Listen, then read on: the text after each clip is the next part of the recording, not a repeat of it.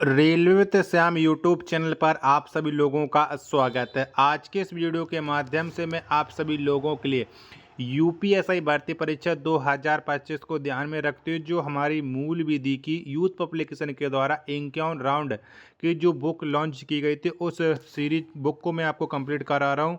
उस सीरीज में आज का अपनी सेट संख्या हो जाती है 23। तो मूल विधि के जो 40 प्रश्न आज कराने वालों, इसमें से आप कितने प्रश्न सही कर पाते हो कमेंट बॉक्स में आपको अपना स्कोर है वो शेयर करना है। तो चलिएगा फिर शुरू करते हैं बिना कोई टाइम वेस्ट करे। तो पहला प्रश्न है कि भूमि अधिग्रहण अधिनियम के अधीन समुचित सरकार से तात्पर्य है। तो बताओ क्या तात्पर्य है। पहले प्रश्न का राइट आंसर क्या हो जाएगा। पहले के चारों ऑप्शन आपके स्क्रीन पर शो हो रहा है। तो समुचित सरकार से जो तात्पर्य हो जाता है वो हो जाता है उपयुक्त सभी, यानी एक का डी ऑप्शन देने वालों का राइट आंसर हो जाएगा। प्रश्न संख्या 2 है आपके सामने कि आरक्षण का फायदा मलाईदार परत में उन्नत व्यक्तियों को नहीं दिया जाना चाहिए। यह अभी निर्धारण माननीय सर्वोच्च न्यायालय ने किस बाद में किया। तो ये कौन से बाद में किया था। 2 नंबर प्रश्न का राइट आंसर क्या हो जाएगा। 2 के चारों ऑप्शन आपके स्क्रीन पर शो रहा है। तो ये किया था माननीय सर्वोच्च न्यायालय ने इंदिरा साइनी बनाम भारत संघ के बाद में। 2 का बी ऑप्शन देने वालों का राइट आंसर हो जाएगा। 3 नंबर का प्रश्न है कि जनहित याचिका को किस जन क्षति के संदर्भ में दायर किया जाता है। तो बताओ कौन सी जन क्षति में जनहित याचिका को दायर करते हैं। 3 का राइट आंसर क्या हो जाएगा। 3 के चारों ऑप्शन आपके स्क्रीन पर शो रहा है। तो ये करते हैं उपयुक्त सभी में। 3 का डी ऑप्शन देने वालों का राइट आंसर हो जाएगा। प्रश्न संख्या 4 है आपके सामने कि साइबर अपराध को किस अधिनियम में अपराध घोषित किया गया है। तो बताओ कौन से अधिनियम में ये अपराध घोषित है साइबर अपराध। 4 का राइट आंसर क्या हो जाएगा। 4 के चारों ऑप्शन आपके स्क्रीन पर शो रहा है। तो ये हो जाता है सूचना प्रौद्योगिकी अधिनियम 2000। 4 का बी ऑप्शन देने वालों का करेक्ट आंसर हो जाएगा। 5वें नंबर का प्रश्न है कि जो कोई मध्यवर्ती सूचना का संरक्षण और प्रतिधारण साझा या जानबूझकर नहीं करेगा उसकी कारावास की अवधि कितनी हो सकेगी। तो बताओ उसकी कारावास की अवधि कितनी होगी। 5 का राइट आंसर क्या हो जाएगा। तो उसकी कारावास की जो अवधि है वो 3 वर्ष तक। 5 का ए ऑप्शन देने वालों का राइट आंसर हो जाएगा। 6वें नंबर का प्रश्न है कि सूचना प्रौद्योगिकी अधिनियम 2000 के अनुसार साइबर अपील अधिकरण के समक्ष अपीलार्थी अपील कर सकता है। तो बताओ ये किसके लिए। 6 का राइट आंसर क्या हो जाएगा। 6 के चारों ऑप्शन आपकी स्क्रीन पर शो रहे हैं। तो उपयुक्त दोनों प्रकार से अपील कर सकता है। 6 का सी ऑप्शन देने वालों का राइट आंसर हो जाएगा। 7वें नंबर का प्रश्न है किसी कंप्यूटर के संबंध में फलन के अंतर्गत नहीं आता है। तो बताओ कौन नहीं आता किसी कंप्यूटर के संबंध में फलन के अंतर्गत। 7 का राइट आंसर क्या हो जाएगा। 7 के चारों ऑप्शन आपके स्क्रीन पर शो रहा है। तो ये अभिगम नहीं आता है। 7 का ए ऑप्शन देने वालों का राइट आंसर हो जाएगा। 8 नंबर का प्रश्न है आपके सामने कि राष्ट्रीय जांच एजेंसी विधेयक 2008 संसद में कब पारित किया गया। तो बताइए कब पारित हुआ था संसद में राष्ट्रीय जांच एजेंसी विधेयक 2008। 8 का राइट आंसर क्या हो जाएगा। तो ये दिसंबर 2008 में। 8 का डी ऑप्शन देने वालों का राइट आंसर हो जाएगा। वीडियो पसंद आ रही होगी तो प्लीज़ वीडियो को लाइक और चैनल को आप लोग सब्सक्राइब करना बिल्कुल ना भूलें। 9वें नंबर का प्रश्न है कि राष्ट्रीय सुरक्षा अधिनियम में गिरफ्तारी के नियमन के लिए सलाहकारी समिति का गठन कौन करेगा। तो बताओ इसके लिए कौन करेगा। 9 का राइट आंसर क्या हो जाएगा। तो राष्ट्रीय सुरक्षा अधिनियम में गिरफ्तारी के नियमन के लिए जो सलाहकार समिति का गठन करेगा वो राज्य सरकार और केंद्र सरकार दोनों करेंगी। 9 का सी ऑप्शन देने वालों का राइट आंसर हो जाएगा। प्रश्न संख्या 10 आ जाता है आपके सामने कि निम्न में से कौन सा सूचना प्रदाता संरक्षण अधिनियम 2011 के संबंध में सही है। तो बताओ कौन सही है। 11 का तो 10 का राइट आंसर क्या हो जाएगा। तो ए वाला कहता है कि विधेयक सार्वजनिक और निजी क्षेत्र दोनों में भ्रष्टाचार कृत्यों से संबंधित है, सूचना प्रदाता की रक्षा करने से संबंधित है। गलत। बी वाला कहता है कि सतर्कता आयोग को भ्रष्टाचार के खिलाफ शिकायत में शिकायतकर्ता की पहचान बताने की जरूरत नहीं है। बी वाला सही है। तो केवल बी सही हो जाएगा। 10 का बी ऑप्शन देने वालों का राइट आंसर हो जाएगा। 11 नंबर का प्रश्न है कि भ्रष्टाचार निवारण अधिनियम की धारा 6 के अधीन किसी मामले का संक्षिप्त विचारण किए जाने पर अभियुक्त को दंडित किया जा सकता है। तो कितने कारावास से दंडित होगा अभियुक्त? 11 का राइट आंसर क्या हो जाएगा? 11 के चारों ऑप्शन आपके स्क्रीन पर शो रहा है। तो ये धारा 6 के अनुसार 1 वर्ष के कारावास से 11 का सी ऑप्शन देने वालों का राइट आंसर हो जाएगा। 12 नंबर का प्रश्न है, कौन सा प्रत्यक्ष कर है? तो बताओ में से कौन सा प्रत्यक्ष कर? 12 का राइट आंसर क्या हो जाएगा? तो बिक्री कर, उत्पादन कर, मार्ग कर, इनमें से कोई भी नहीं है प्रत्यक्ष कर। 12 का डी ऑप्शन देने वालों का राइट आंसर हो जाएगा। 13 नंबर का प्रश्न, कर मुक्त आय का उल्लेख आयकर अधिनियम की निम्नलिखित धारा में किया गया है। तो बताओ कौन सी धारा में किया गया कर मुक्त आय का उल्लेख? 13 का राइट आंसर क्या हो जाएगा? तो ये धारा 88 में किया गया है। 13 का डी ऑप्शन देने वालों का राइट आंसर हो जाएगा। 14 नंबर का प्रश्न है, यदि किसी नागरिक के सूचना अधिकारी अधिनियम के तहत अपील और दूसरी अपील के उपाय समाप्त हो गए हैं तो वह संविधान के अनुच्छेद ... के अधीन उच्चतम न्यायालय में जा सकता है। तो ये कौन सा अनुच्छेद के तहत जा सकता है? 14 का राइट आंसर क्या हो जाएगा? तो ये अनुच्छेद 32 के तहत है। 14 का बी ऑप्शन देने वालों का राइट आंसर हो जाएगा। 15 नंबर का प्रश्न है कि सूचना आयुक्त की पदावधि है। तो बताओ कितने वर्ष की है सूचना आयुक्त की पदावधि? 15 का राइट आंसर क्या हो जाएगा? तो ये 5 वर्ष है। 15 का बी ऑप्शन देने वालों का राइट आंसर हो जाएगा। 16 नंबर का प्रश्न आ जाता है कि लोक प्राधिकारी की परिभाषा दी गई सूचना का अधिकार 2005 की धारा।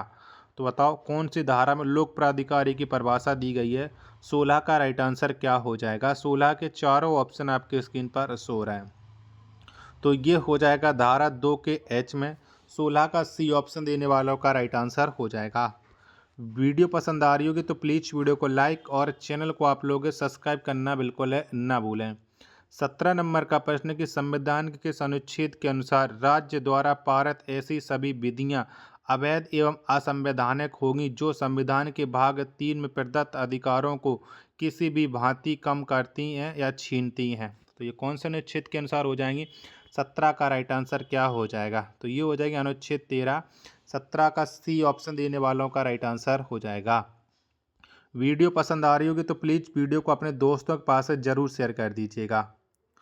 18 नंबर का प्रश्न है कि राष्ट्रीय मानव अधिकार आयोग अपनी जांच रिपोर्ट की एक प्रति अपनी सिफारिशों सहित संबंधित सरकार को या प्राधिकारी को भेजेगा, जिस पर टीका टिप्पणी करके कितने दिन में संबंधित सरकार या प्राधिकारी रिपोर्ट आयोग को वापस करेगा? तो कितनी दिन के अंदर रिपोर्ट आ जाएगी? 18 का राइट आंसर क्या हो जाएगा? तो ये हो जाएगी 1 माह। 18 का ए ऑप्शन देने वालों का राइट आंसर हो जाएगा। 19 नंबर का प्रश्न है कि संयुक्त राष्ट्र मानवाधिकार आयोग का मुख्यालय कहाँ स्थित है? तो बताओ कहाँ पर पड़ता है? 19 का राइट आंसर क्या हो जाएगा? तो संयुक्त राष्ट्र मानवाधिकार आयोग का जो मुख्यालय ये जिनेवा में है। 19 का डी ऑप्शन देने वालों का राइट आंसर हो जाएगा। पेन संख्या 20 है आपके सामने कि इस अधिनियम के अंतर्गत अपराध। तो बताओ 20 का राइट आंसर क्या हो जाएगा? तो ये हो जाएगा न्यूनतम दंड का उपबंध करने वाले अपराधों के सिवाय समनीय है। 20 का सी ऑप्शन देने वालों का राइट आंसर हो जाएगा। 21 नंबर का प्रश्न आ जाता है कि राज्य वन जीव बोर्ड का अधिवेशन वर्ष में कितनी बार होता है? तो बताओ कितनी बार होता है राज्य वन जीव बोर्ड का अधिनियम राज्य वन जीव बोर्ड का अधिवेशन? 21 का राइट आंसर क्या हो जाएगा? तो ये वर्ष में कम से कम 2 बार। 21 का डी ऑप्शन देने वालों का राइट आंसर हो जाएगा। 22 नंबर का प्रश्न है आपके सामने कि पारिस्थितिकीय जैव तंत्र में एक टिकाऊ जैव समूह कहलाता है। तो बताओ ये क्या कहलाता है? 22 का राइट आंसर क्या हो जाएगा? तो ये संक्रमण कहलाता है। 22 का ए ऑप्शन देने वालों का राइट आंसर हो जाएगा। 23 नंबर का प्रश्न है कि पर्यावरण संरक्षण अधिनियम 1986 की कौन सी धारा के उपबंध नियमों, आदेशों और निर्देशों के उल्लंघन की स्थिति में दंड का प्रावधान करती है? तो ये कौन सी धारा करती है? 23 का राइट आंसर क्या हो जाएगा? तो ये धारा करती है 15। 23 का डी ऑप्शन देने वालों का राइट आंसर हो जाएगा। 24 नंबर का प्रश्न है कि इस यातायात संकेत का क्या अर्थ है? तो बताओ इसका क्या अर्थ है? 24 का आंसर आपको देना है। तो इस यातायात संकेत का जो अर्थ है कि आगे खतरनाक खाई है। 24 का सी ऑप्शन देने वालों का राइट आंसर हो जाएगा। फिर संख्या 25 आ जाता है कि मोटर वाहन अधिनियम 2019 के तहत नए यातायात नियमों के अनुसार स्पीडिंग या सेंसिंग के लिए जुर्माना राशि डॉट डॉट रुपये है। तो बताओ जुर्माना राशि कितनी है। 25 का राइट आंसर क्या हो जाएगा। तो जुर्माना राशि ये 5,000 रुपये है। 25 का ए ऑप्शन देने वालों का राइट आंसर हो जाएगा। 26 नंबर का प्रश्न है कि मोटर वाहन अधिनियम में लाइसेंसी नवीनीकरण होता है। तो बताओ ये कौन सी धारा के तहत होता है। मोटर वाहन अधिनियम में लाइसेंस नवीनीकरण। 26 का राइट आंसर क्या हो जाएगा। तो ये धारा 15। 26 का ए ऑप्शन देने वालों का राइट आंसर हो जाएगा। 27 नंबर का प्रश्न है कि राज्य सरकार की सामूहिक जुर्माना अधिरोपित करने की शक्ति संबंधी प्रावधान अनुसूचित जाति अनुसूचित जनजाति अधिनियम 1989 की किस धारा से संबंधित है।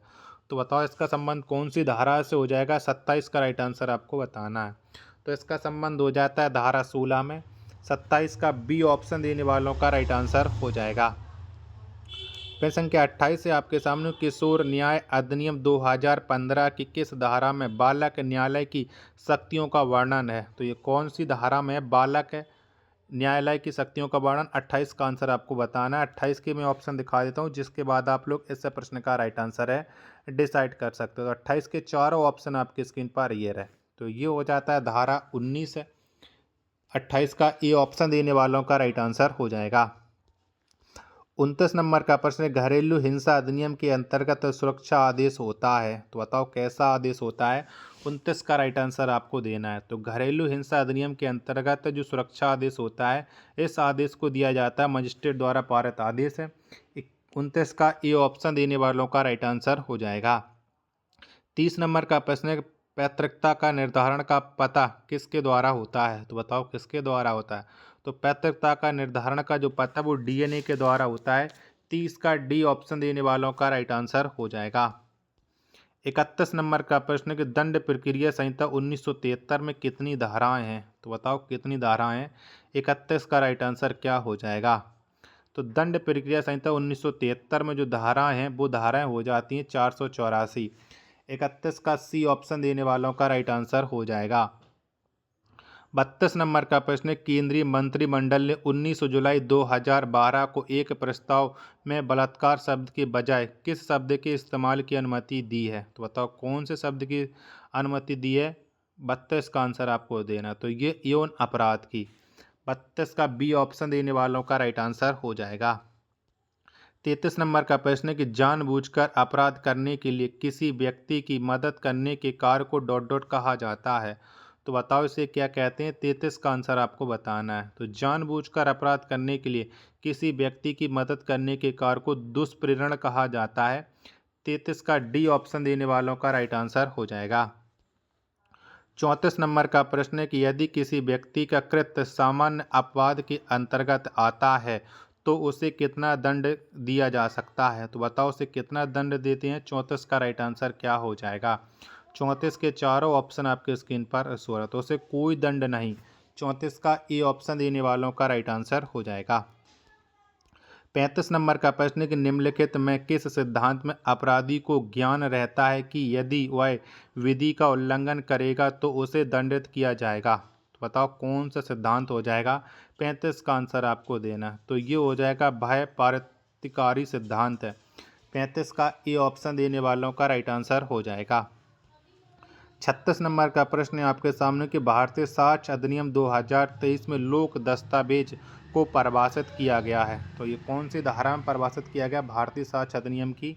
36 का राइट आंसर क्या हो जाएगा। तो ये धारा 74 के 1 में। 36 का ए ऑप्शन देने वालों का राइट आंसर हो जाएगा। 37 नंबर का प्रश्न है कि भारतीय न्याय संहिता 2023 में दंडों के विषय में प्रावधान किया गया है। तो ये कौन से अध्याय में है। 37 का राइट आंसर क्या हो जाएगा। तो भारतीय न्याय संहिता 2023 में जो दंडों के विषय का प्रावधान है यह अध्याय 2। 37 का बी ऑप्शन देने वालों का राइट आंसर हो जाएगा। 38 नंबर का प्रश्न है आपके सामने कि अगर किसी अभियुक्त व्यक्ति का मामला साधारण अपवाद के अंतर्गत आता है तो उसे दंडित किया जाएगा। तो बताओ उसे कितना दंड मिलेगा। 38 का राइट आंसर क्या हो जाएगा। तो इसे अगर किसी अभियुक्त व्यक्ति का मामला साधारण अपवाद के अंतर्गत आता है तो उसे कोई दंड नहीं दिया जाएगा। 38 का डी ऑप्शन देने वालों का राइट आंसर हो जाएगा। 39 नंबर का प्रश्न है आपके सामने कि भारतीय नागरिक सुरक्षा संहिता 2023 की धारा 1 जे में परिभाषित है। तो बताओ 1 के जे में क्या परिभाषित है भारतीय नागरिक सुरक्षा संहिता 2023 में। 39 का राइट आंसर क्या हो जाएगा? तो इसमें उच्च न्यायालय है। 39 का बी ऑप्शन देने वालों का राइट आंसर हो जाएगा। प्रश्न संख्या 40 है आपके सामने कि वारंट मामला से अभिप्रेत है ऐसा मामला जो दंडनीय है। तो बताओ 40 का राइट आंसर क्या हो जाएगा? तो वारंट मामला से विपरीत ऐसा मामला हो जाएगा जो दंडनीय है मृत्यु दंड से, आजीवन कारावास से, 2 वर्ष से अधिक अवधि के कारावास से, उपरोक्त सभी। यानी 40 का डी ऑप्शन देने वालों का राइट आंसर हो जाएगा। वीडियो पसंद आई होगी तो वीडियो को आप लोग लाइक और चैनल को सब्सक्राइब करना बिल्कुल ना भूलें। मिलते हैं और नेक्स्ट वीडियो के साथ, तब तक के लिए धन्यवाद। जय हिंद।